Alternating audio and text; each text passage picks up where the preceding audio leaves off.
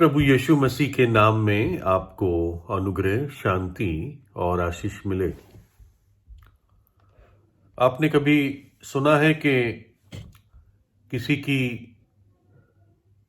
अंतिम संस्कार की तैयारी हो रही हो, यानी कोई व्यक्ति जो मर गया है, और जब अंतिम संस्कार की तैयारी हो रही है तब एकदम वो लोगों को पता चलता है एकदम कि ये तो मरा ही नहीं था। तो ऐसी एक घटना थी कि एक जवान व्यक्ति था और किस कारण नहीं मालूम, कोई एक्सीडेंट था या क्या था, तो उसके दोस्तों ने इस बात को पाया कि वो मर गया है। लेकिन कायदे में वो मरा नहीं था, वो कोमा में चला गया था। शायद सिर पर कोई ऐसी चोट लगी थी जिसके कारण उसका जो माइंड था वो कोमा में चला गया था और इसलिए वो बड़ा लाइफलेस सा हो गया था। और उनको समझ नहीं आया, इसलिए उन्होंने सोचा कि इसका अंतिम संस्कार कर लेना चाहिए। तो जब ये लोग ये बातें कर रहे थे तो जो जवान कोमा में था उसको एहसास हो रहा था कि क्या हो रहा है, और उसने जैसी भी उसकी स्थिति थी माइंड की, उसने संघर्ष करके उसने कुछ कम्युनिकेट करने की, बात करने की कोशिश की और वो सफल रहा। और उसने फिर उठ के कहा कि मतलब वो उठ गया तो उनको बड़ा ताज्जुब हुआ कि हम तो सोच रहे थे तू मर गया। उसने कहा नहीं, मैं नहीं मरा था, और जो कुछ हो रहा था मुझे एहसास हो रहा था क्या हो रहा था, और तुम जो बात कर रहे थे वो भी मुझे समझ में आ रहा था, इसलिए मैंने पूरी कोशिश की कि मैं उठकर तुम्हें बता सकूं, कहीं मेरा जीते जी अंतिम संस्कार हो जाता, बेरियल हो जाता।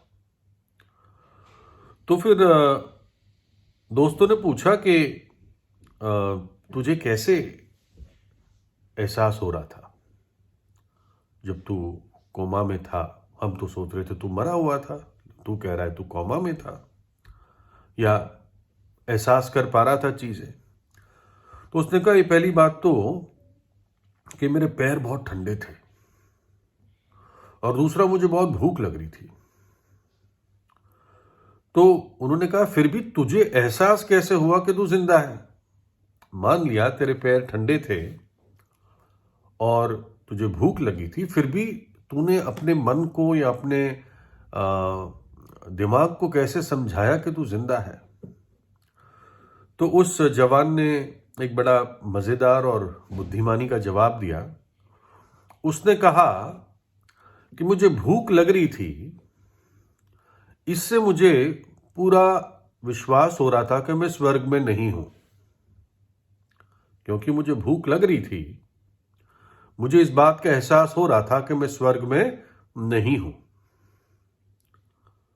और मेरे पैर ठंडे थे, इससे मुझे एहसास हो रहा था कि मैं नरक में नहीं हूं। क्यों? स्वर्ग, जैसे बाइबल समझाती है, बताती है, एक तृप्ति का, संतुष्टि का स्थान है। वहां पर इस संसार की जो आवश्यकताएं और जरूरतें हम पर पड़ती है वैसा नहीं होगा, इसलिए उसको मुक्ति, मोक्ष या सैल्वेशन कहते हैं। और नरक भयानक आग है, वहां पर उसके पैर ठंडे नहीं रह सकते।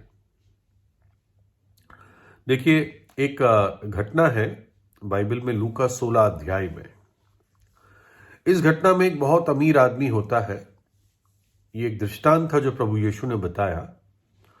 और ये आदमी बहुत महंगे कपड़े पहनता था, बैंजनी कपड़े पहनता था, और रोज सुख विलास का जीवन बिताता था। रोज पार्टी होना, यार दोस्त आने, खाना पीना, जहां तक मैं समझता हूँ शराब, ये सब उसकी लाइफ का हिस्सा था। एक पार्टी एनिमल था वो। और इस अमीर आदमी की कोठी के बाहर, बंगलों के बाहर, गेट पर एक गरीब बीमार भिखारी को छोड़ दिया जाता था सुबह के टाइम। और दिन के जो खाने की झूठन होती थी वो उसको पहुंचा दिया जाता था अमीर आदमी के रसोई से, और ये गरीब आदमी खाकर अपना पेट भर लेता था। और एक दिन ऐसा हुआ कि ये गरीब आदमी, गरीब भिखारी जिसका नाम लाजर था, ये मर गया, और स्वर्गदूतों ने इसकी आत्मा को स्वर्गलोक में पहुंचाया। और कुछ ऐसा कोइंसिडेंस हुआ कि साथ साथ ही करीब करीब अमीर आदमी भी मर गया, और बाइबल बताती है उसकी आत्मा नरक में पाई गई, और लाजर स्वर्गलोक में पाया गया, अमीर आदमी अधोलोक में, जहां पे नरक की सी पीड़ा है, वहां पर पाया गया, भयंकर अग्नि। तो लाजर तृप्त था, चैन में था, शांति में था, और बहुत धन्य प्रभु की उपस्थिति थी वहां पर। उसके पूर्वज जो परमेश्वर पर विश्वास करते थे, उनकी उपस्थिति थी वहां। लेकिन ये अमीर आदमी ये भयंकर पीड़ा में था, जिसके पास इतनी अग्निमय वातावरण था कि ये चाहता था कि कोई भी व्यक्ति, चाहे वो लाजर जैसे व्यक्ति क्यों ना हो, वो आकर मेरी जबान पर पानी की एक बूंद डाल दे ताकि प्यास बुझ सके। एक बूंद मांग रहा था, है ना। तो मैं सोचता हूं इस दृष्टांत से जो जवान आदमी का अनुभव था कि मैं भूख महसूस कर रहा था, यानी मैं जानता था मैं स्वर्ग में नहीं हूं, और मेरे पैर ठंडे थे, इससे मैं जानता था कि मैं नरक में नहीं हूं। देखिए बाइबल कैसे स्वर्ग और नरक की तस्वीर हमारे सामने रखती है। कुछ बातें मैं अपने शब्दों में बताऊंगा। प्रकाशित वाक्य 7 अध्याय में, इसी कारण वे परमेश्वर के सिंहासन के सामने हैं, ये स्वर्ग की बात है, और उसके मंदिर में दिन रात उसकी सेवा करते हैं, और जो सिंहासन पर बैठा है वह उनके ऊपर अपना तंबू तानेगा। वे फिर भूखे और प्यासे ना होंगे, और ना उन पर धूप ना कोई तपन पड़ेगी, क्योंकि मेमना जो सिंहासन के बीच में है उनकी रखवाली करेगा। उन्हें जीवन रूपी जल के सोतों के पास ले जाएगा, और परमेश्वर उनकी आंखों से सब आंसू पोंछ डालेगा। मेमना सिंहासन पर बैठा है। मेमना कौन है? मेमना ये एक शीर्षक है जो प्रभु यीशु को दिया गया। जैसे एक मेमना वध हो जाता है, वैसे प्रभु यीशु मसीह मेरे और आपके लिए, मनुष्य जाति के लिए कलवरी के क्रूस पर वध हो गया, बलि का प्राणी बन गया, हमारे पापों को अपने ऊपर उठा लिया, और वेदी पर वध हो गया, क्रूस पर अपना पवित्र लहू बहा दिया, और वो तीसरे दिन जी उठा। तो ये एक स्वर्ग का दृश्य है। फिर 21 अध्याय में, फिर मैंने सिंहासन में किसी को ऊंचे शब्द से ये कहते सुना कि देख, परमेश्वर का डेरा मनुष्य के बीच में है, वे उनके साथ डेरा करेगा, और वे उसके लोग होंगे, और परमेश्वर आप उनके साथ रहेगा और उनका परमेश्वर होगा, और वे उनकी आंखों से सब आंसू पोंछ डालेगा, और उसके बाद मृत्यु ना होगी, और ना शोक, ना विलाप, ना पीड़ा रहेगी, पहली बातें जाती रही। और जो सिंहासन पर बैठा था उसने कहा कि देख, मैं सब कुछ नया कर देता हूं। फिर उसने कहा कि लिख ले, क्योंकि ये वचन विश्वास योग और सत्य है। फिर उसने मुझसे कहा, ये बातें पूरी हो गई है। मैं अल्फा और ओमेगा, आदि और अंत, मैं प्यासों को जीवन के जल के सोते में से सेतमेत पिलाऊंगा। प्रभु यीशु कहता है, मैं अल्फा और ओमेगा, शुरुआत और आखिर हूं। जैसे ए और जेड होता है, वैसे यूनानी भाषा में अल्फा और ओमेगा होता है। मैं शुरुआत और अंत हूं, मैं आदि और अंत हूं। तो ये तो थोड़ा सा दृश्य स्वर्ग का था, है ना। सबसे अद्भुत बात स्वर्ग की है कि वहां परमेश्वर होगा, सृष्टिकर्ता होगा, है ना। जिस प्रभु यीशु ने हमसे प्रेम किया और हमारे लिए अपने प्राण दे दिए, वो वहां पर होगा। असंख्य स्वर्गदूत होंगे, प्रभु यीशु के लहू से धुले हुए लोग, जिन पापियों ने पश्चाताप करके यीशु के लहू से उनके पाप धुल गए, वो लोग होंगे। पवित्रता होगी, आनंद होगा, अद्भुत महिमा होगी, और सामने अनंत काल होगा, है ना। हम सोच नहीं सकते, आंखों ने देखा नहीं है, कानों ने सुना नहीं है, मनुष्य के चित्त में नहीं चढ़ा क्या कुछ परमेश्वर ने उनके लिए तैयार किया है जो उसको प्रेम करते हैं।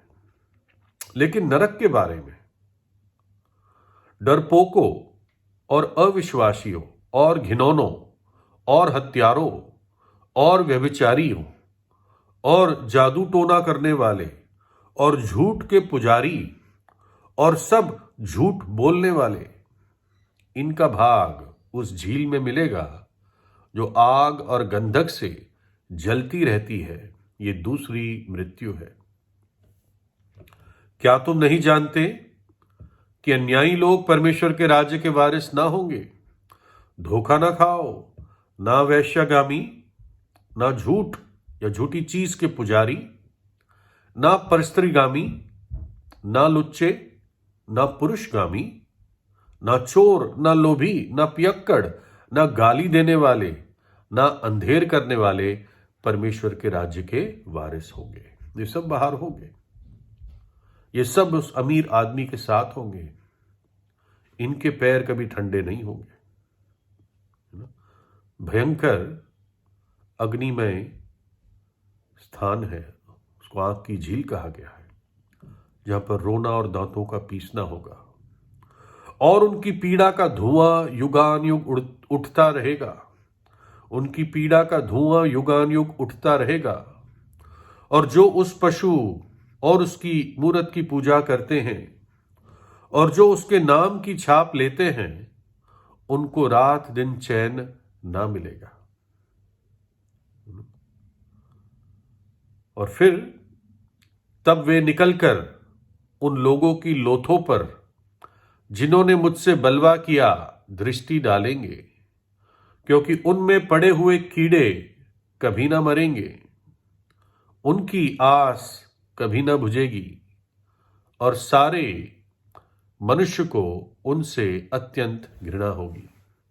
ऐसा लगता है स्वर्ग से नरक का दृश्य दिखेगा। जो स्वर्ग में होंगे वो देख पाएंगे कैसे जिन्होंने परमेश्वर के प्रेम का इनकार किया, जिन्होंने पाप को चुना और पवित्रता को लात मारी, कैसे उनकी लोथे कीड़ों में, उस भयंकर आग में भस्म नहीं होगी, परंतु उनका धुआं युगान युग उठता रहेगा, है ना। तो ये तो कुछ हिस्से हैं जिससे हमें नरक का वर्णन पता चलता है ना। ये सारी चेतावनी क्यों है? डराने के लिए नहीं है ना। बाइबल बताती है कि परमेश्वर के क्रोध से भागो, और उस क्रोध से भागने का एक रास्ता है, और वो रास्ता प्रभु यीशु मसीह ने हमारे लिए तैयार किया है। मार्ग, जीवन और सत्य मैं ही हूं। एक सच्चे पश्चाताप के द्वारा जो पाप को मानता है और छोड़ देता है, वो दया पाएगा। क्रूस की तरफ नजर उठाएं और देखें कैसे यीशु मसीह ने आपसे प्रेम करके आपके लिए अपनी जान दे दी, अपना लहू बहा दिया, और वो तीसरे दिन जी उठा। उसको अपने हृदय में बुलाए। वो धर्म बनाने नहीं आया, ना उसका उद्देश्य था। उसका उद्देश्य यही था कि मनुष्य की आत्मा बच जाए, पापों की क्षमा प्राप्त कर ले और अनंत जीवन में प्रवेश करे, ऐसे स्थान में जहां कभी भूख ना होगी, और ऐसे स्थान से बच जाए जहां पर पैर कभी ठंडे नहीं होंगे। तो प्रभु यीशु से प्रार्थना कीजिए, प्रभु यीशु आपको आशीष दे।